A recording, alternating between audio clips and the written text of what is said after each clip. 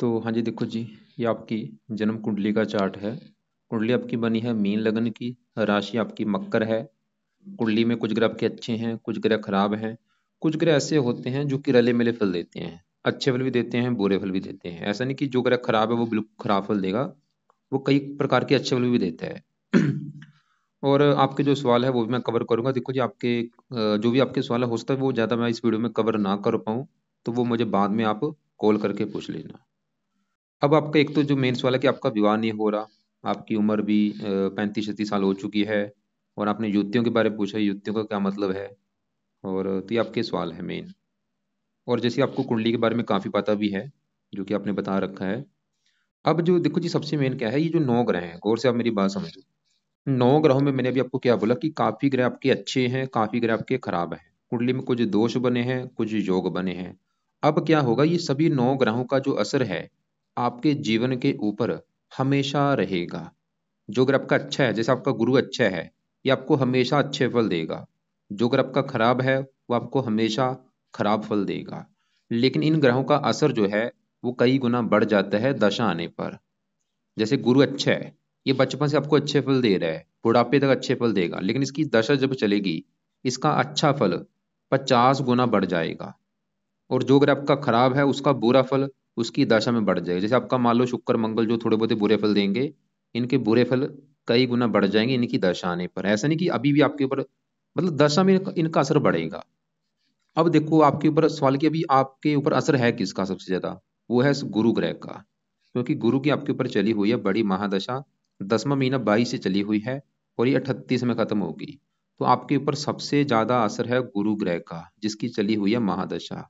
कितना असर है? 80%। बाकी कुछ असर आपके ऊपर जिसका होती है अंतरदशा, वो भी गुरु की है।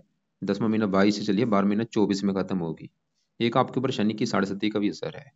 तो हमने क्या देखा कि आपके ऊपर बड़ा असर भाई गुरु का है। और गुरु आपका है बहुत बड़े लेवल पे अच्छा। ये आपको जो बचपन से अच्छे फल दे रहा था, अभी इस दशा में क्या होगा, वो अच्छे फल मैंने क्या बोला था, वो कई गुना, 50, 100 गुना, 1000 गुना बढ़ जाएंगे। और आप चाहे नोट कर लो कि जब से गुरु की दशा चली है, आपकी लाइफ में काफी चेंज आया होगा। क्योंकि गुरु क्या है, एक देवता ग्रह है। इससे पहले राहु की दशा थी, उसका अपना स्वभाव था। राहु एक क्रूर होता है, दानव ग्रह है। तो राहु गुरु की जब दशा आती है, क्योंकि इसके जो धर्म का कारक है, ये दशा में क्या करेगा, आपको धार्मिक बनाएगा, परोपकारी बनाएगा, विद्वान बनाएगा। आपका गुरु बहुत अच्छा है, कई प्रकार के अच्छे फल देगा। आपकी धार्मिक कामों में रुचि बढ़ जाएगी। आप चाहे नोट कर लेना कि भाई जब से गुरु की दशा चली है, आपकी धार्मिक कामों में रुचि बढ़ी होगी। ये ज्योतिष का कारक है, जो बंदे को ज्योतिष बना देता है, भगवान पर विश्वास ज्यादा होता है। तो समझ बख्शता है, बुद्धि बख्शता है कि क्या अच्छा है क्या बुरा है, अच्छी बुरी बंदा बात की पहचान रखने वाला होता है। नोट कर लेना चाहिए कि जब से गुरु की दशा चली है, तब से आपकी लाइफ में काफी चेंज आया होगा। और पहले जो दशा थी राहु की थी, उसमें क्या दिक्कतें आई होंगी आपको। अब गुरु क्यों अच्छा है, क्या अच्छे फल देगा। गुरु आपका बैठा है यहाँ पे चौथे घर में। गुरु देखो जी, इस कुंडली में ऐसा नहीं कि गुरु आपको जीवन के सभी प्रकार के अच्छे फल दे देगा, आपको ये भी नहीं। कि जिन घरों का मालक है, उन घरों से रिलेटेड आपको अच्छे फल देगा। जैसे कि गुरु इस कुंडली में एक तो 10वें घर का मालक है, और ये है पहले घर का मालक। पहले घर से देखा जाएगा आपका शरीर, हेल्थ, स्वभाव, रंग रूप, पर्सनैलिटी, सर मस्तक, आपका मतलब आपकी पर्सनैलिटी कैसी, आपका स्वास्थ्य कैसी, ये चीजें पहले घर से। और पहले घर में 12 लिखा है, माल किसका है, गुरु। तो पहले घर की चीजें गुरु से देखेंगे, और गुरु है 10वें घर का मालक। 10वां घर आपके काम काज का है, पिता का है, सरकार का है, मान प्रतिष्ठा का है। और 10वें घर में 9 लिखा है मालक गुरु। तो गुरु हमने क्या देखा, पहले घर का मालक है और 10वें घर का। गुरु इस कुंडली में वैसे भी योग कारक है। गुरु बैठा है चौथे घर में, यहाँ पे बैठा है बुध की राशि में। गुरु की होती हैं 3 दृष्टियां, 5वीं यहाँ पे पड़ेगी 8वें घर के ऊपर, 7वीं पड़ेगी अपने घर के ऊपर, 9वीं यहाँ पे।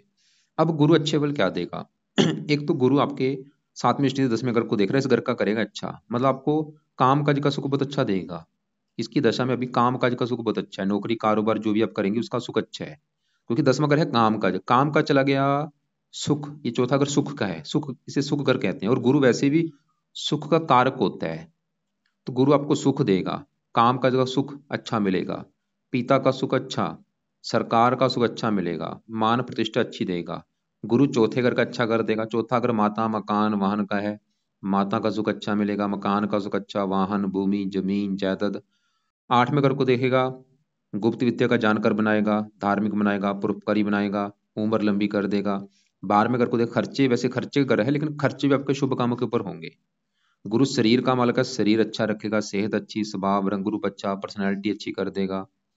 और मैं फिर बोलूंगा ये अच्छे फल बचपन से दे रहा था, बचपन से अच्छे फल इतने से बस, पहले आपको 20 साल अच्छे फल जो दे रहा था इतने थे, अभी अच्छे फल क्या हो चुका है, वो बढ़ चुके हैं, 100 गुना बढ़ चुके हैं इस दशा में। जैसे देखो जी, सरकार होती है, अभी आज मोदी की सरकार है, कभी कांग्रेस की सरकार थी, चलती किसकी, जिसकी सरकार होती है। आज के आपके ऊपर जो चल रही है गुरु की चल रही है।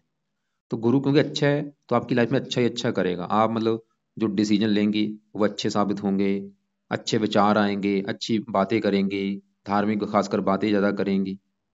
अगर आपकी ज्योतिष के ऊपर रुचि बढ़ी है, गुरु की वजह से है। धर्म के ऊपर रुचि बढ़ी है, गुरु की वजह से। आप ज़्यादा समझदार हैं, अपने आप को समझदार मानती हैं कि आप ज़्यादा अच्छी हैं, अच्छी बातें करती हैं, आपके मन में अच्छे विचार आते हैं, गुरु की वजह से हैं। आप नोट कर लो, जब से दहा चली भाई तब से ये अच्छे बल बढ़ चुके हैं। अच्छे बल पहले भी दे रहा था लेकिन अच्छे फल अभी बढ़ चुके हैं। और अच्छे फल इसके, एक और बात है, ये थोड़ा सा हल्का सा बुरा फल भी देगा। ऐसा क्यों? क्योंकि देखो जी, आपको दिख रहा है कि बैठा बुध के घर में है, लेकिन इस एक ये नक्षत्र में बैठे होते हैं कि किस नक्षत्र में बैठा है, और ये बैठा है राहु के नक्षत्र में। इसकी वजह से हल्का सा बुरा फल भी देगा आपको, क्योंकि राहु एक पापी ग्रह है, दानव ग्रह है, थोड़ा बहुत हल्का सा दिक्कतें पैदा करेगा लाइफ में। तो बाकी गुरु के आपने उपाय जरूर करने हैं, ताकि, क्योंकि अगर ये राहु के नक्षत्र में ना होता फिर से आपके चाहे उपाय ना करती, लेकिन अभी इस उपाय इसलिए जरूरी है क्योंकि राहु के नक्षत्र में है, हल्का सा थोड़ा बहुत बुरे फल देगा। बाकी वैसे भी उपाय करने से क्या होगा, इसके जो अच्छे फल हैं वो और कई गुना बढ़ेंगे। अगर कोई थोड़ा बहुत बुरा फल होगा भी, वो आपको नहीं मिलेगा। तो क्या उपाय है? पहला उपाय, आप सुबह के टाइम गुरु कवच का पाठ पढ़ा करो, या इसकी ऑडियो लगा के सुन लिया करो। दूसरा उपाय, गुरु स्रोत का पाठ पढ़ो, या इसको भी आपने सुनना है। वैसे तो काफी उपाय हैं लेकिन दो उपाय आपने जरूर करने हैं, दोनों पाठ पढ़ने हैं, ये इनको आपने ऑडियो लगा के सुनना है। और अब देखो जी, आगे बढ़ते हैं आपके ऊपर, क्योंकि आज के समय में शनि की साढ़े का विसर है, और ये चली हुई है 2.5, 2.5, 5 और 1 ही। पिछले 6.5 साल से आपके ऊपर साढ़े भी चली हुई है, उसका भी आपके ऊपर आज के समय में असर है। जैसे गुरु का असर है, साढ़े का भी आपके जीवन के ऊपर असर है। और साढ़े देखो जी 7.5 साल की होती है, पिछले देखो 6.5 साल हो चुके हैं, 1 साल की पड़ी, अगले साल में खत्म हो जाएगी जून में। सवाल की साढ़े क्या होती है? साढ़े में जो बंदे के कर्म होते हैं वो कर्म उसके आगे आते हैं। जो भी आपने अच्छे कर्म किए हैं, जब बुरे कर्म किए हैं, आपको उसका फल मिलेगा साढ़े में। तो साढ़े में कईयों के साथ बुरा ही बुरा होता है, कईयों को बहुत ज़्यादा दिक्कतें आती हैं, काम काज की दिक्कतें, हेल्थ को लेकर दिक्कतें, लाइफ में स्ट्रगल, परेशानियाँ। कईयों की साढ़े अच्छी जाती है, लाइफ में अच्छे अच्छा होता है। कईयों की साढ़े में क्या होता है, रले मिले फल मिलते हैं, बुरे फल भी मिलते हैं, अच्छे फल मिलते हैं। तो आपको मतलब एक तो साढ़े के भी कुछ उपाय करने चाहिए। बाकी वैसे भी आप नोट कर लो, अगर आपको लग रहा है कि पिछले 6 साल से कोई दिक्कत नहीं बड़ी आ रही, साढ़े अच्छी जा रही है आपकी, समझ लो। अगर आपको लग रहा है कि नहीं भाई पिछले 6 साल से तो काफ़ी दिक्कतें आ रही हैं, तो साढ़े थोड़ा बहुत बुरा फल भी दे रही है आपको। तो साढ़े है किसकी? शनि की। तो शनि के लिए आप एक तो शनि मंदिर, हो सके तो शनिवार माथा टेकने जाया करो। वैसे तो काफ़ी उपाय, लेकिन एक उपाय मैं जरूर बोलूंगा कि शनि मंदिर माथा टेकने जरूर जाओ हर शनिवार को, ये उपाय आपने जरूर करना है। अब आगे बढ़ते हैं, क्योंकि आपका देखो जी सवाल खासकर युतियों को भी लेके, युति क्या अच्छे बुरे फल देगी। और आपका सवाल ये भी कि विवाह क्यों नहीं हो रहा। तो ये जो सातवां घर होता है, किसी भी कुंडली में सातवें घर से विवाह का सुख देखा जाता है। तो सातवां घर बनेगा आपके पति का घर, कि पति कैसा होगा, पति का सुख है या नहीं, विवाह कब होगा, सातवें घर को देखा जाएगा। और सातवें घर में नंबर लिखा है 6, जो कि है कन्या राशि, मालक बना बुध। तो आपके विवाह के लिए हमें सातवें घर के मालक बुध ग्रह को देखना पड़ेगा। इसके अलावा और भी 3-4 ग्रह देखने पड़ेंगे। अगर आपके विवाह का सुख देखना है, 3-4 ग्रहों को देख के डिसाइड होगा। एक तो सातवें घर के मालक बुध को देखना पड़ेगा, और बुध के अलावा सातवें घर के ऊपर जिन ग्रहों की दृष्टि है उनको देखना पड़ेगा। दृष्टि पड़ रही है, एक तो मंगल की 8वीं दृष्टि, और राहु की 9वीं दृष्टि, इनको भी देखना पड़ेगा। तो कितने ग्रह हुए? एक तो सातवें घर का मालक बुध हुआ, मंगल हुआ, राहु, इसके अलावा शुक्र जो होता है विवाह का कारक, शुक्र को भी देखना पड़ेगा। और गुरु होता है पति का कारक। कितने ग्रह हुए? 5 ग्रह हुए। तो 5 ग्रहों को देख कर डिसाइड होगा आपके विवाह के बारे में। तो अभी हम सभी ग्रहों को देखेंगे, और आपकी निवास कुंडली को भी मैं देखूंगा। सबसे पहले सातवें घर में 6 लिखा है, मालक है बुध। यहाँ पे देखो जी, सातवें घर में जो राशि होती है, अगर बुध की राशि है, विवाह जल्दी हो जाता है, क्योंकि बुध है एक कुमार ग्रह है, ये विवाह कर देता है 16-17 साल में। आपको मैं ये दिखा भी देता हूँ। तो अगर यहाँ पे शनि की राशि हो, विवाह में देरी होती है, क्योंकि शनि एक वृद्ध ग्रह है, वो विवाह में देरी करता है। यहाँ पे देखो, यहाँ पे पढ़ो आप, तो यहाँ पे सब कुछ लिख रखा है।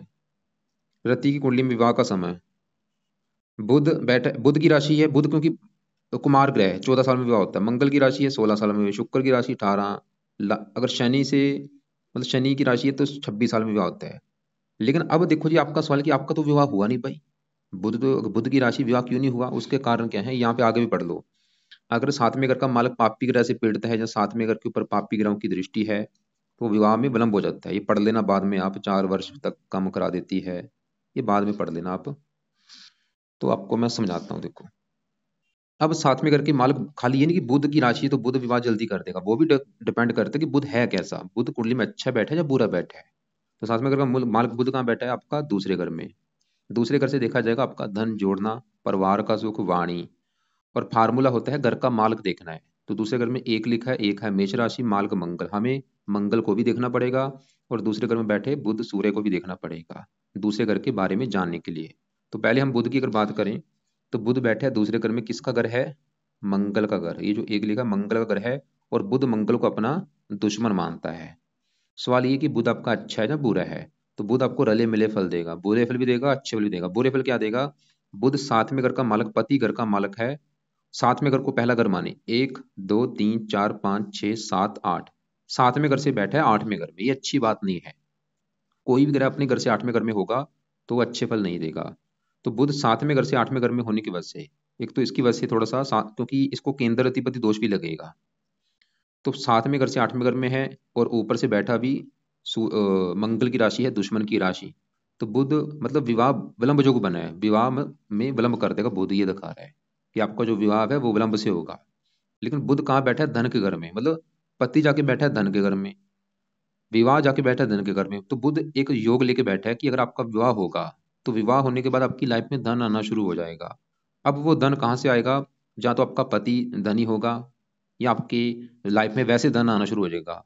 कि विवाह हुआ तो आपकी किस्मत में कहीं ना कहीं कारणों से धन आना शुरू हो जाएगा, या धन बढ़ना शुरू हो जाएगा, या आपका पति काफी धनी होगा, या वो आपको धन कमा के देगा, या पति धन कमाने वाला होगा। बुद्धि दिखा रहा है, मतलब विवाह में देरी तो होगी, लेकिन पति से धन भी आपको मिलेगा, बुद्धि ये भी दिखा रहा है। और बुध इस चौथे घर का मालक है, जहाँ पे 3 लिखा है, मिथुन राशि, मालक बुध। अब चौथे घर से 11वें घर बैठे है, ये अच्छी बात है। चौथे घर से 11वां घर है, 11वां घर लाभ का होता है अपने घर से। चौथा घर माता, माता जाके बैठी धन के घर में, चौथे घर का मालक बुध है। तो माता धन, माता से धन मिलेगा, मकान वाहन से धन मिलेगा, मतलब मकान वाहन का सुख अच्छा मिलेगा। बुध दिखा रहा है कि माता मकान वाहन का सुख अच्छा है, इनसे भी आपको धन मिलेगा।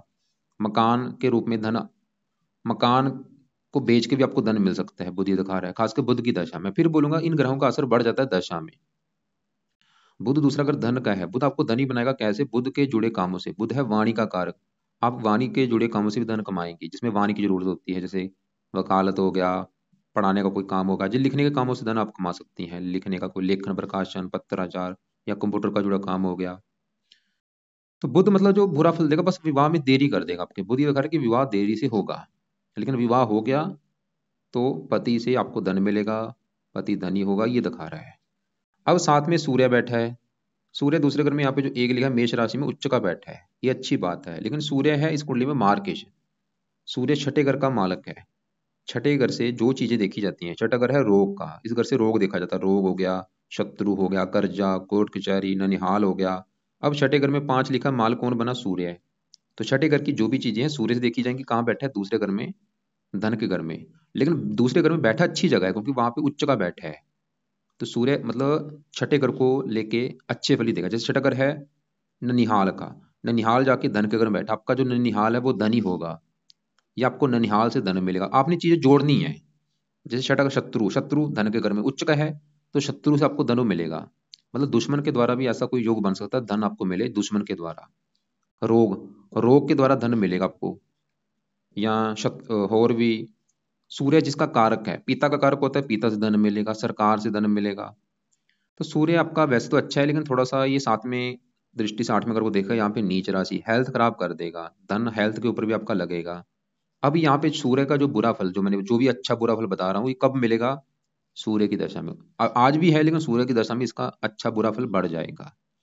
बाकी यहाँ पे जो बुध दित्ता योग है, बुध दित्ता योग होता क्या है, अब ये दोनों ग्रह आपके, जैसे कि बुध है धन पति और सूर्य है छठे घर का माल, कहाँ बैठे? धन के घर में, मतलब बुद्धि तेज जो लागू होगा धन के घर के ऊपर, मतलब आपको पति से धन मिलेगा। ये योग का जो फायदा होगा कि आपके पति के आने के बाद या विवाह होने के बाद आपकी लाइफ में धन आना खासकर शुरू होगा। और अब देखो जी आगे बढ़ते हैं, आपके यहाँ पे बात करते हैं 11वें घर में बैठे शनि चंद्रमा राहु की। जैसे मैंने आपको भी क्या बोला कि कुछ ग्रह अच्छे होते हैं, कुछ ग्रह बुरे होते हैं, कुछ दोष होते हैं, कुछ योग होते हैं। आपका केतु बैठा है 5वें घर में, राहु बैठा है 11वें घर में, और इधर वाला हिस्सा आपका है खाली। ये आपकी कुंडली में काल सर्प दोष भी बना हुआ है। यहाँ पे छठा घर खाली है, 7वां घर खाली, 8वां घर खाली है, 9वां घर खाली, 10वां घर खाली, सभी ग्रह हैं राहु केतु के इधर साइड में। तो ये जो काल सर्प दोष जो बनता है, इसकी वजह से भी लाइफ में काफी दिक्कतें आती हैं, परेशानियां आती हैं, रुकावटें, स्ट्रगल, चिंता, भाग दौड़। और खासकर ये जिन घरों में बैठे होते हैं उन घरों की हानि ज्यादा होती है। ये आपको मैं ये भी जो शास्त्रों में लिख रखा है मैं दिखा देता हूँ। तो मतलब केतु आपके 5वें घर में बैठा है तो आपके 5वें घर की हानि ज्यादा होगी। यहाँ पे पढ़ लो, राहु 11वें घर में, ये आपका बना है, ये काल सर्वदोष अलग अलग होते हैं, कोई घातक है आपका, क्योंकि एकादश स्थान में पंचम स्थान के बीच में, क्योंकि राहु 11वें घर में है, केतु 5वें घर में। तो ये लिख रखा है, ये दोष बना है आपका, विषधर नाम कल। इस योग के कारण ज्ञानियों में दुविधा होती है, उच्च शिक्षा बाधा, स्मरण शक्ति ह्रास, दादा दादी नाना से काका चचेरे भाई, सभी चीजें लागू नहीं होती। संतान बीमार रहती है, क्योंकि संतान अगर में केतु है कोई ना कोई दिक्कत पैदा करेगा संतान को लेके। खासकर इनकी दशा में दिक्कतें बढ़ेंगी, क्योंकि ये ज्यादा लागू होता है जब इनकी चलती है दशा। मतलब जब भी कभी केतु की दशा चलेगी, देखो केतु बचपन से बुरे फल दे रहा है लेकिन दशा में बुरे फल बढ़ जाएंगे। तो केतु 5वें घर में, एक तो वैसे भी 5वें घर में कर्क राशि चंद्रमा के घर में बैठा है, दुश्मन का घर है, ऊपर से काल सर्प दोष बना है, इसकी वजह से केतु 5वें घर को खराब करेगा। खासकर संतान का घर है, ये संतान संबंधी दिक्कतें तो पैदा करेगा ही आपके, कोई ना कोई दिक्कतें जरूर करेगा। संतान का गर्भपात होना, या ऑपरेशन के द्वारा होना, या लड़कियां ज्यादा पैदा होना, ऐसी दिक्कतें आएंगी। और 5वें घर का मालिक चंद्रमा वो भी आपका पीड़ित है राहु शनि से।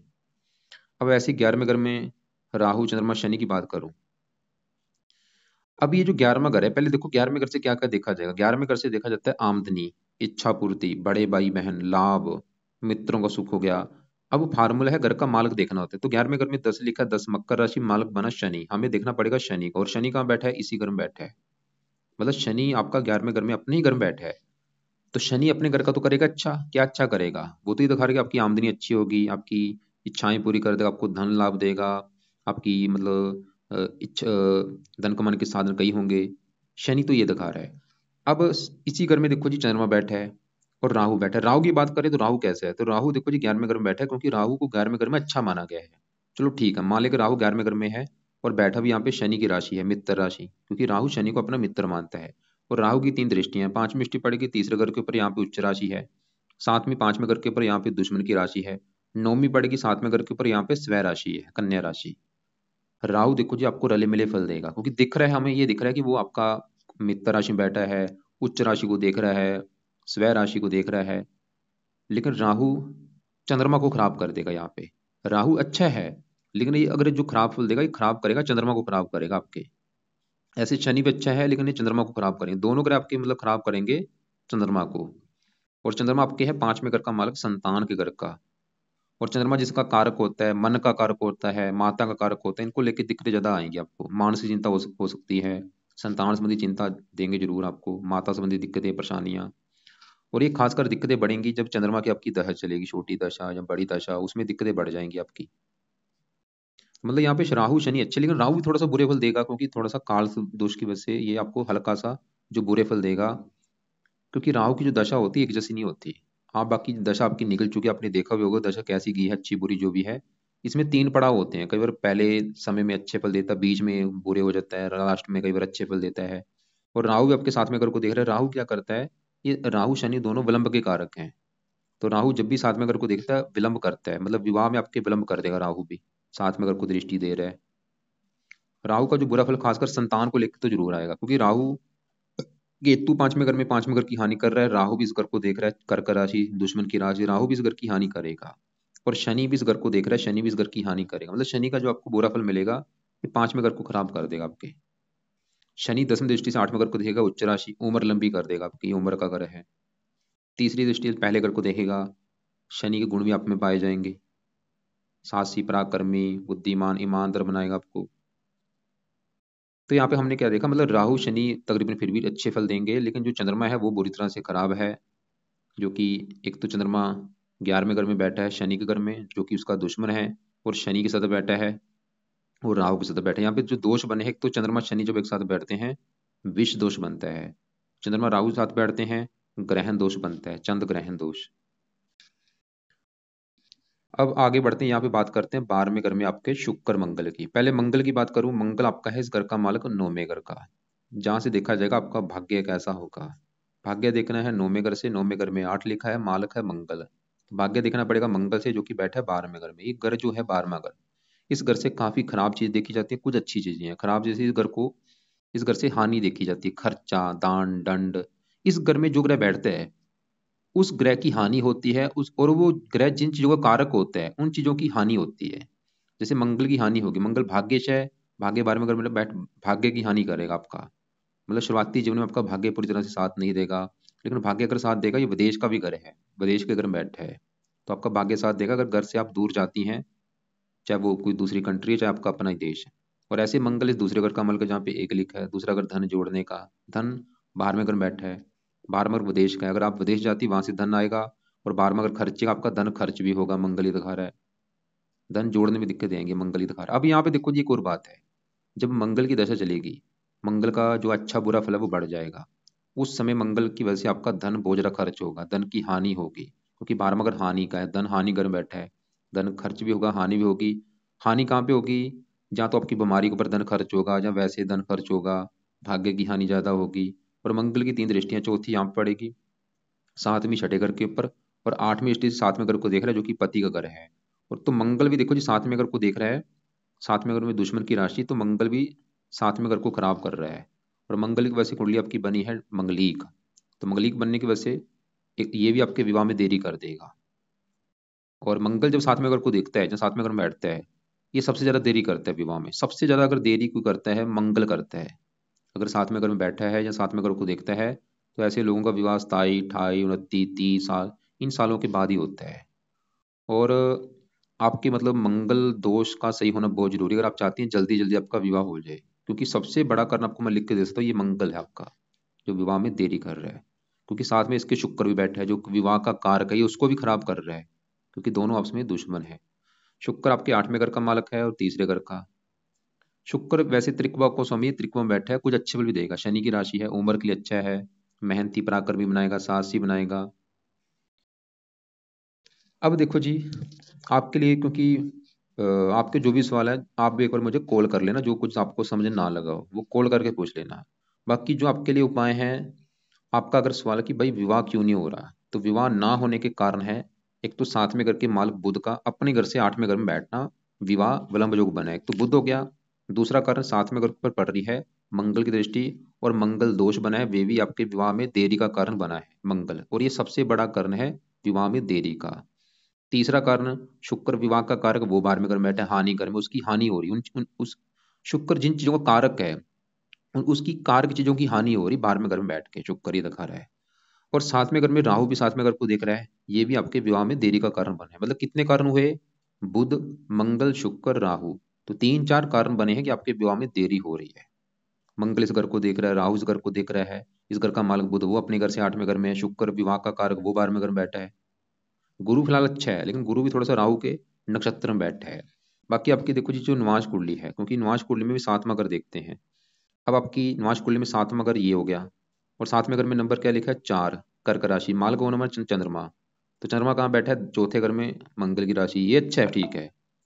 तो आपके 7वें घर का मतलब चंद्रमा अच्छा है। अब 7वें घर के ऊपर दृष्टि किसकी पड़ रही है, शनि की, और शनि बैठा पहले घर में अपने घर में, लेकिन शनि 7वें घर को खराब करेगा, क्योंकि 7वें घर में चंद्रमा की राशि जो कि शनि का शत्रु है। और शनि भी विलंब का करके जब भी 7वें घर को देखता है विवाह में देरी कर देता है, तो शनि आपके विवाह में देरी का कारण बना है। गुरु वैसे 7वें घर में देख रहा है, 7वें घर में गुरु की उच्च राशि है, मतलब निवास कुंडली में जो दिक्कतें आने का कारण है वो है शनि, कि वो 7वें घर को देख रहा है। बाकी शुक्र विवाह का कारक उच्च का बैठा है मेन, बाकी आपकी जो लगन कुंडली में विवाह संबंधी दिक्कतें आने के वो ज्यादा कारण है। तो अब आपके देखो जी, अगर आपका सवाल है कि विवाह जल्दी होना चाहिए, विवाह के लिए अब आपको मैं उपाय बताता हूँ क्या है विवाह के लिए उपाय। सबसे जरूरी है उपाय मंगल के, जो कि आपने करने हैं सुबह के टाइम। जिसमें से पहला उपाय, आप मंगल कवच का पाठ पढ़ो। दूसरा उपाय, मंगल स्रोत का पाठ पढ़ो। तीसरा उपाय, आप अभी सावन के महीने चलेंगे तो आपने करना है मंगला गौरी का व्रत। मंगला गौरी का व्रत रखना है सावन के महीनों में। सावन के महीने खत्म होने के बाद फिर भी आपने व्रत रखना है। फिर किसका रखना है? मंगल देवता का व्रत रखना है बाद में। अभी सावन सावन के महीने में मंगला गौरी का व्रत रखो, बाद में आप मंगल देवता का व्रत रखना। चौथा पाए, मंगल का दान करो। हर मंगलवार को मंगल की वस्तुओं का दान करो। पांचवा पाए, मंगल के देवता हनुमान जी की पूजा उपासना करो, उनका सहारा लो। तो ये मंगल के उपाय करने से फायदा क्या होगा? सबसे बड़ा फायदा आपका मंगल दोष खत्म होगा। एक और सबसे बेस्ट उपाय आपको बता देता हूँ, वो है आप गट विवाह करो। जो नकली का विवाह होता है, गट विवाह जिसे कहते हैं, वो कर लो। या कुंभ विवाह होता है, ये नकली के विवाह होते हैं, पंडित कर देते हैं, वो कर लो। गट विवाह, कुंभ विवाह, आपका किसी दरख्त से विवाह कर देंगे, ये करो। इससे आपका ये दोष खत्म होगा, मंगल दोष। क्योंकि आपको आगे भी दिक्कतें पैदा कर सकता है। विवाह हो गया तो बाद में भी आपके पति पत्नी में लड़ाई झगड़े होंगे इसकी वजह से। ये दोष, सबसे बड़ा दोष है ये है मंगल दोष, जो आपके विवाह नहीं होने दे रहा। अब ये मंगल के उपाय करने से फायदे क्या होंगे? सबसे बड़ा फायदा क्या होगा? अगर आप ये मंगल के उपाय करती हैं, आपका गट जो मंगल दोष है वो खत्म होगा, विवाह जल्दी हो जाएगा, पति अच्छा मिलेगा, ये तो है ही फायदा। और भी फायदे ये होंगे कि आपका भाग्यश है तो भाग्य आपका ज्यादा साथ देगा। आपके धन का माल का धन भी आपका लाइफ में ज्यादा आएगा, धन खर्च नहीं होगा। अब आपका, क्योंकि बुध भी 7वें घर से 8वें घर में बैठा, बुध भी कारण है और बुध के उपाय भी जरूरी हैं। अब उस वाले की बुध के क्या उपाय हैं? तो बुध के उपाय अपने करने हैं रात के समय। जिसमें से पहला उपाय, आप बुध कवच का पाठ रात को पढ़ो। दूसरा उपाय, बुध स्रोत का पाठ पढ़ना है। 2-2 मिनट के पाठ है, टोटल आपके 4 मिनट लगेंगे ये पाठ पढ़ने में। चाहे तो इनको पढ़ लिया करो, चाहे सुना करो। और बुध से प्रार्थना करनी कि आपका, आप उसके विवाह के करके मालिक, जो विवाह में देरी हो रही वो ना हो, विवाह हो जाए। अब देखो जी, क्योंकि शुक्र भी कारण है, क्योंकि आपने पहले बोला था आपको इतने जरा उपाय आप नहीं कर सकती, फिर भी देखो जी जो उपाय बनते हैं वो तो मुझे बताने पड़ेंगे। शुक्र के लिए ज्यादा नहीं तो आपको एक उपाय मैं बोलूंगा, वो है शुक्र कवच का पाठ आप पढ़ लो रात के समय। तो ये गुरु के उपाय, मंगल के उपाय सुबह के टाइम है, बुध कवच, बुध स्रोत, शुक्र कवच, ये हो गया आपके रात के समय। बाकी यहाँ पे जो चंद्रमा है, इसके लिए क्या करो? क्योंकि आपके चंद्रमा जो है वो 7वें घर का मालक है, नुमाश कुंडली में। वहां पे तो अच्छा है, लेकिन लगन में खराब होने की वजह से वो उस वहां पे भी थोड़ी सी दिक्कतें पैदा करेगा। तो चंद्रमा के लिए आप क्या करो? चंद्रमा के जो देवता हैं वो है शिव जी। तो आप शिव जी की पूजा उपासना करो। इससे आपका चंद्रमा तो अच्छा होगा ही, और भी कई फायदे होंगे। क्योंकि चंद्रमा के जो देवता है वो कौन है? शिव जी हैं। और आपके वैसे भी जो कुंडली में इष्ट देव बने, क्योंकि इष्ट देव 5वें घर से देखे जाते हैं, तो चंद्रमा आपके जो इष्ट देव है वो शिव जी हैं। तो शिव जी की पूजा उपासना, आपका राहु भी अच्छा होगा, क्योंकि राहु भी शिव जी का भक्त है। तो शिव जी की पूजा उपासना करनी है। क्या पूजा उपासना? मतलब आप एक तो रोजाना शिव जी के मंदिर जाना शुरू करो, और शिव जी का कोई ना कोई पाठ पढ़ा करो। रोजाना पाठ पढ़ो, चाहे वो शिव चालसा पढ़ो, या ओम नमः शिवाय का जाप करो। और ये ज्यादा करना है, ये नहीं कि आपने एक माला कर लिया काम चल जाएगा। ज्यादा 3-3 माला, 5-5 माला, दोपहर को बैठी हैं वहां पे, मतलब कोई काम कर रही है घर पे, वहां पे आप ऑडियो लगा के सुनो ओम नमः शिवाय। तो शिव जी की पूजा उपासना करो। अगर आपने शिव जी को प्रसन्न कर लिया, हजारों फायदे होंगे। आपका वैसे भी इष्ट देव है, चंद्रमा के लिए अच्छा है, चंद्रमा अच्छा रहेगा, पीड़ित नहीं होगा। राहु शांत हो जाएगा, इसको खराब नहीं करेगा। काल सदोष के लिए अच्छा है, क्योंकि जो काल सर्पदोष बनता है ये भी लाइफ में काफी स्ट्रगल कराता है, दिक्कतें, परेशानियां, रुकावटें, काम आसानी से नहीं बनते। बाकी जो 7.5 इसके लिए आपको मैंने बोला, शनि मंदिर हो सके तो माथा टेकने आप जा सकती हैं हर शनिवार को। केतु के उपाय आप जब संतान लेंगे उस समय कर लेना, सूर्य के उपाय नहीं करने। बाकी आप गुरु के लिए 2 पाठ बोले हैं, तो आपके लिए मैंने सुबह के टाइम बोला है कि गुरु कवच का पाठ, गुरु स्रोत। क्यों? क्योंकि एक तो वैसे भी दशा है आपकी, क्योंकि जिसकी दशा होती है उसके उपाय बहुत जरूरी है, ताकि वो उसका हमारे ऊपर असर ज्यादा होता है। ये दोनों पाठ पढ़ने से गुरु के अच्छे फल और बढ़ेंगे, जो बुरे फल हैं क्योंकि राहु के नक्षत्र में बैठे हैं। बाकी मंगल के उपाय ज्यादा करने हैं, क्योंकि मंगल आपका सही होना बहुत जरूरी है आपके विवाह के लिए, और भी काफी चीजों के लिए। तो बुध कवच, बुध स्रोत, दोनों पाठ रात के समय पढ़ने, और ज्यादा पढ़ो। मतलब दोनों पाठ कोशिश करो, एक एक बार पढ़ लिया है, दोबारा फिर पढ़ लो, दोबारा फिर पढ़ लो। नहीं पढ़ने आते, ऑडियो लगा के ज्यादा सुना करो। और शुक्र कवच का भी पाठ पढ़ना है, चाहे सुनना है।